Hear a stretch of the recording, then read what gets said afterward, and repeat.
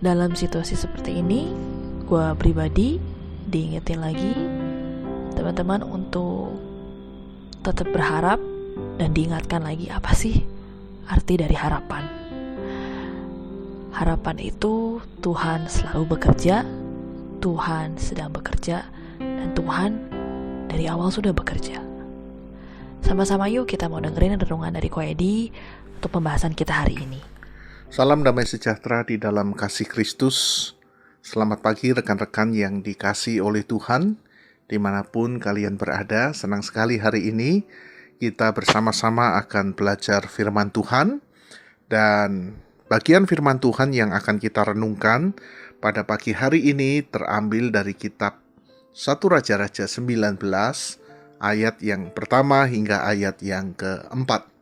1 Raja-Raja pasal yang ke-19 ayat yang pertama hingga ayat yang keempat, demikian firman Tuhan. Ketika Ahab memberitahukan kepada Isabel segala yang dilakukan Elia dan perihal Elia membunuh semua nabi-nabi itu dengan pedang, maka Isabel menyuruh seorang suruhan mengatakan kepada Elia, "Beginilah kiranya para Allah menghukum aku, bahkan lebih lagi daripada itu, jika besok kira-kira pada waktu ini aku tidak membuat nyawamu sama seperti nyawa salah seorang dari mereka itu." Maka takutlah ia lalu bangkit dan pergi menyelamatkan nyawanya.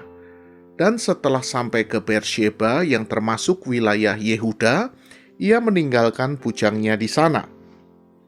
Tetapi ia sendiri masuk ke padang gurun sehari perjalanan jauhnya, lalu duduk di bawah sebuah pohon arar. Kemudian ia ingin mati, katanya, "Cukuplah itu sekarang ya Tuhan, ambillah nyawaku, sebab aku ini tidak lebih baik daripada nenek moyangku." Ayat 4 saya ulangi. Tetapi ia sendiri masuk ke padang gurun sehari perjalanan jauhnya, lalu duduk di bawah sebuah pohon arar. Kemudian ia ingin mati, katanya, "Cukuplah itu sekarang ya Tuhan, ambillah nyawaku, sebab aku ini tidak lebih baik daripada nenek moyangku." Sampai demikian jauh pembacaan firman Tuhan. Renungan pagi hari ini rekan-rekan saya beri judul Lemah iman bukan tanda tak beriman. Lemah iman bukan tanda tak beriman. Rekan-rekan, saya percaya orang yang kuat bukan berarti tak bisa lemah. Orang yang kuat bukan berarti tidak bisa menjadi letih, tidak bisa menjadi loyo, tidak bisa menjadi lunglai. Saya percaya orang yang kuat sekalipun bisa menjadi lemah, bisa menjadi letih, dan juga bisa menjadi loyo. Rekan-rekan yang dikasihi oleh Tuhan, kesan apa yang Anda dapatkan ketika Anda membaca bagian firman Tuhan ini? Kesan yang saya dapatkan adalah aneh, rekan-rekan. Ketika saya membaca bagian firman Tuhan ini, kesan yang saya dapatkan adalah aneh. Kenapa aneh? Karena bukan untuk kali pertama rekan-rekan Elia mempertaruhkan nyawanya. Kemunculannya pertama kali berhadapan dengan Ahab dan nubuatnya bahwa tidak akan turun hujan selama 3,5 tahun, bagi saya rekan-rekan adalah sebuah pertaruhan nyawa. Apa tandanya jika itu adalah sebuah pertaruhan nyawa? Tandanya adalah bahwa Tuhan perlu menyembunyikan Elia selama 3,5 tahun. Kalau itu bukan sebuah pertaruhan nyawa, saya percaya rekan-rekan Elia tidak perlu disembunyikan di Sungai Kerit. Kalau itu bukan sebuah pertaruhan nyawa, teman-teman, saya percaya Tuhan tidak perlu menyembunyikan Elia selama 3,5 tahun. Kenapa Tuhan perlu menyembunyikan Elia selama 3,5 tahun? Karena di situ rekan-rekan ada sebuah pertaruhan nyawa. Nyawa siapa yang sedang dipertaruhkan, rekan-rekan? Jelas yang dipertaruhkan adalah nyawa Elia. Yang kedua, rekan-rekan, kemunculan kembali Elia setelah 3,5 tahun. Bagi saya, teman-teman, itu juga sebuah pertaruhan nyawa.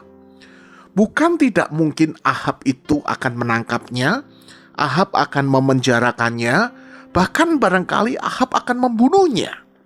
Karena bagi Ahab, rekan-rekan, sumber malapetaka ini adalah Elia. Sumber musibah ini adalah Elia.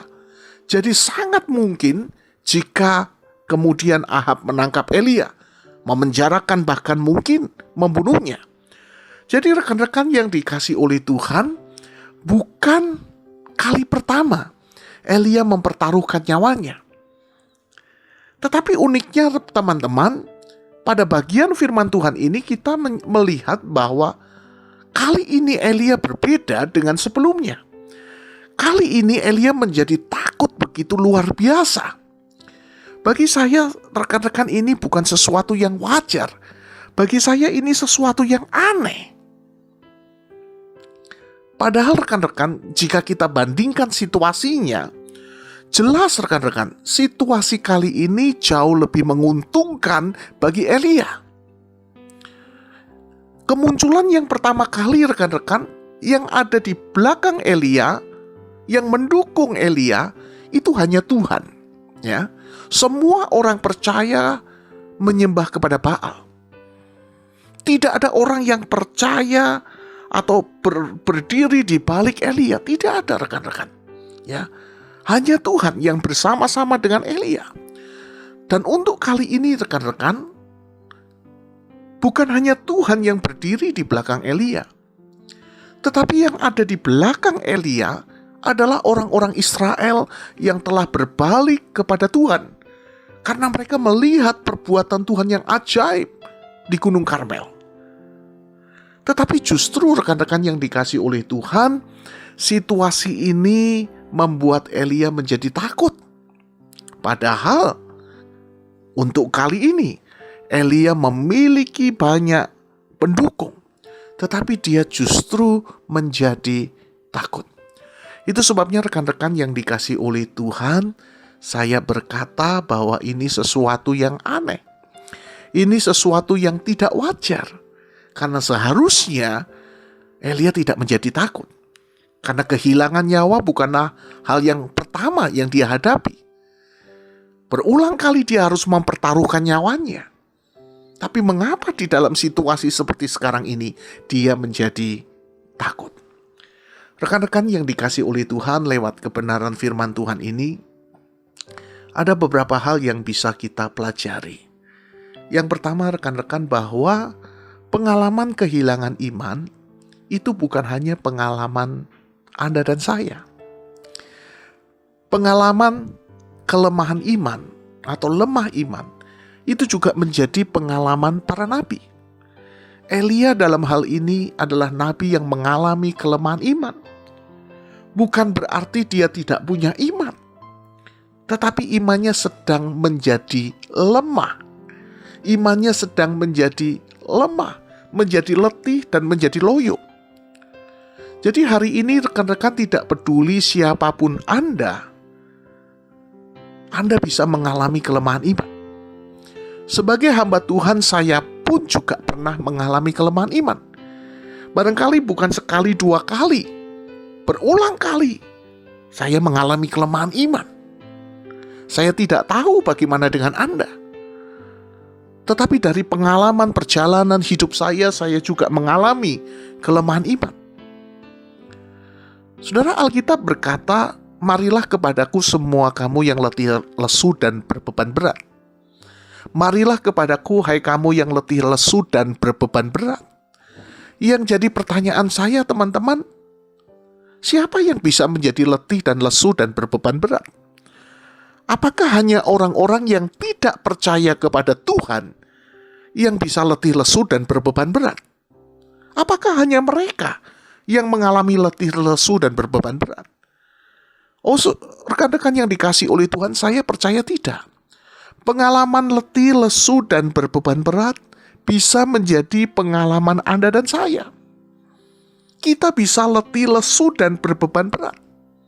Itu artinya, teman-teman, kita bisa mengalami kelemahan iman. Ya. Jadi tidak selalu rekan-rekan yang dikasih oleh Tuhan, iman kita itu stabil, tidak selalu. Atau bahkan mungkin naik terus, tidak selalu.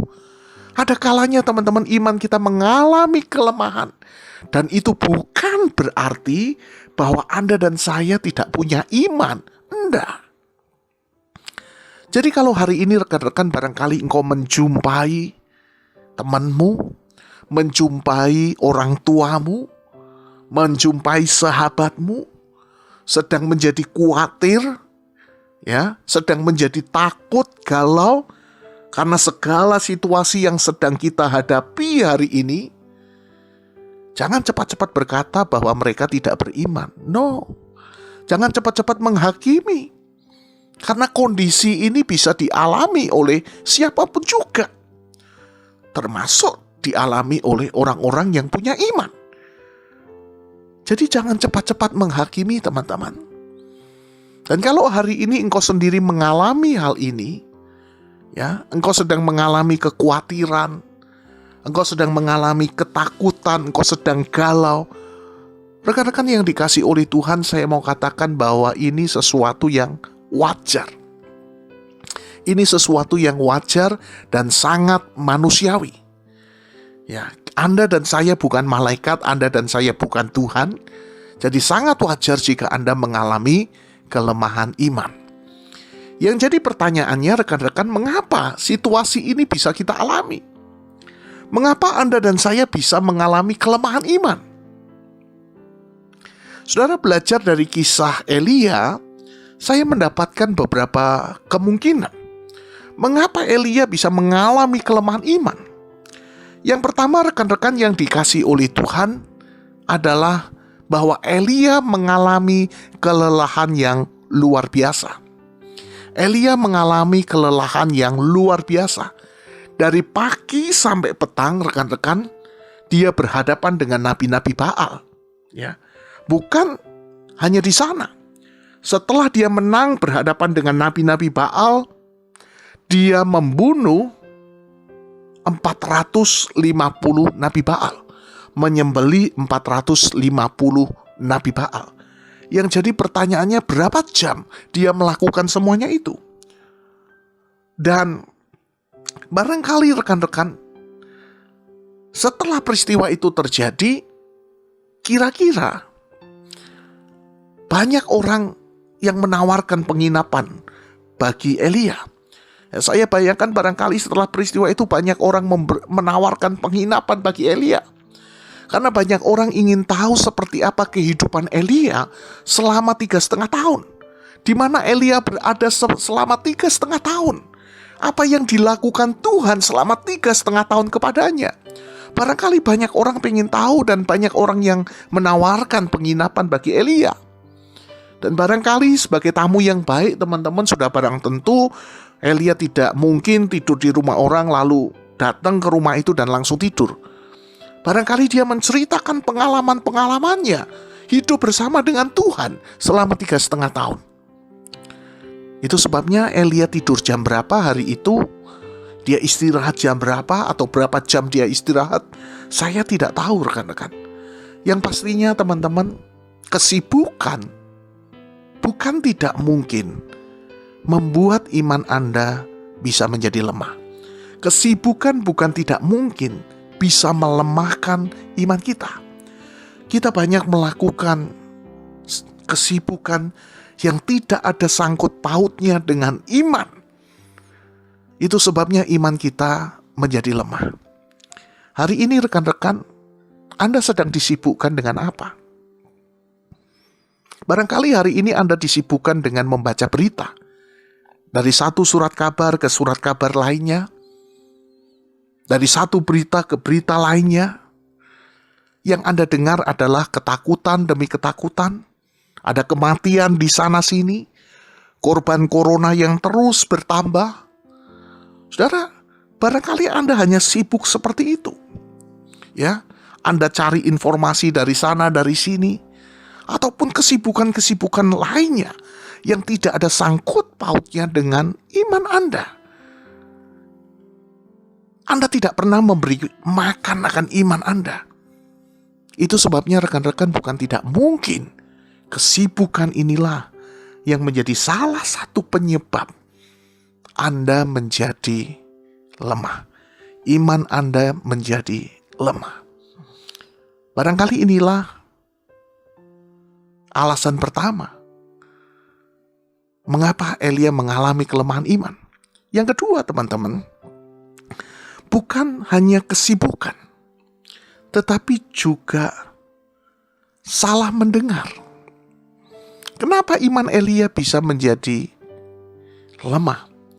Karena dia hanya mendengar suara manusia. Suara manusia membuat iman Elia menjadi lemah. Dia menjadi takut karena dia hanya mendengar suara manusia. Saudara, inilah yang menjadi penyebab kedua mengapa seringkali iman kita menjadi lemah. Karena kita seperti Elia, hanya dengar suara Isabel, ya. Hanya mendengar suara suruhan Isabel.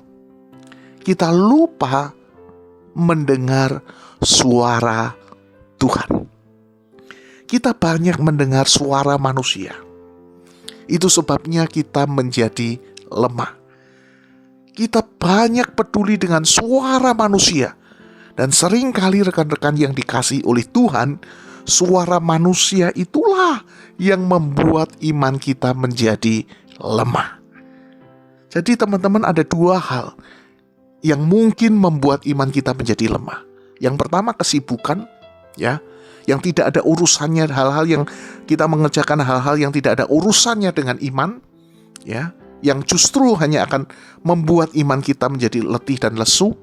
Yang kedua, teman-teman, karena kita hanya peduli dengan suara manusia, dan itu membuat iman kita menjadi lemah. Rekan-rekan yang dikasihi oleh Tuhan, yang menjadi pertanyaannya sekarang, bagaimana Tuhan memulihkan iman Elia? Bagaimana Tuhan kembali membangun iman Elia? Yang pertama, teman-teman, yang bisa kita lihat adalah bahwa ternyata Tuhan tidak mengkritik Elia. Bahwa ternyata Tuhan tidak menyalahkan Elia. Dia tidak berkata apa-apa tentang situasi Elia. Tentang segala sesuatu yang Elia alami. Saudara, kalau kita membaca dari ayat-ayat selanjutnya, kita tidak menemukan di sana bahwa Tuhan itu mengkritik Elia. Tidak, saudara. Ya, di sini saya melihat bahwa Tuhan mengerti apa yang dialami oleh Elia. Tuhan mengerti bahwa apa yang dialami Elia adalah sesuatu yang wajar, yang barangkali juga dialami oleh semua manusia. Itu sebabnya saudara-saudara yang dikasihi oleh Tuhan, teman-teman, Tuhan tidak banyak berkomentar tentang segala situasi Elia. Ini yang pertama. Yang kedua, yang Tuhan lakukan adalah Tuhan membiarkan Elia beristirahat. Tuhan membiarkan Elia beristirahat sejenak. Saya tidak tahu berapa lama Elia tidur, tetapi itulah yang Alkitab katakan.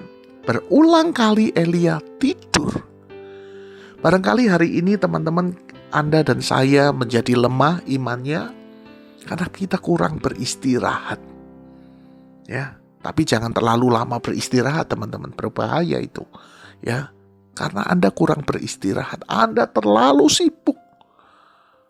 Itu sebabnya supaya iman Anda kembali pulih, kembali sehat, Anda perlu beristirahat yang cukup. Jangan-jangan teman-teman, kelelahan iman yang Anda alami bukan karena Anda sibuk melayani Tuhan, tetapi karena Anda sibuk dengan diri Anda sendiri. Itu sebabnya iman Anda menjadi lemah. Dan hal yang perlu Anda lakukan adalah beristirahat dari segala kesibukan Anda. Yang ketiga, rekan-rekan, yang dilakukan Tuhan adalah bahwa Tuhan melayani Elia, menserve Elia. Ya, Tuhan memberikan, Alkitab katakan, roti bakar dan air. Wow. bukan Elia yang melayani Tuhan, tapi Tuhan yang melayani Elia, memberikan roti bakar dan air. Anda jangan tanya rasa apa koidi. Ya saya tidak tahu teman-teman. Apakah rasa meses, apakah rasa keju, atau rasa selai kaya, saya juga tidak tahu teman-teman. Tetapi ternyata sejak zaman Elia, roti bakar itu ada. Ya, di sini kita bisa melihat bahwa Tuhan yang melayani Elia. Ya, bukan hanya Tuhan yang melayani Elia, tetapi Tuhan yang kemudian memimpin Elia masuk ke gunung kudusnya, yaitu Gunung Horeb. Untuk memulihkan Elia, Tuhan melayani Elia, dan Tuhan membawa Elia ke gunung kudusnya, yaitu Gunung Horeb. Saudara-saudara yang dikasihi oleh Tuhan, hari ini jika Anda sedang mengalami kelelahan, barangkali Anda terlalu sibuk, dan barangkali Anda terlalu kurang memberikan waktu bagi Tuhan untuk melayani Anda. Anda dan saya terlalu sibuk mendengar suara manusia, tetapi Anda membatasi suara Tuhan.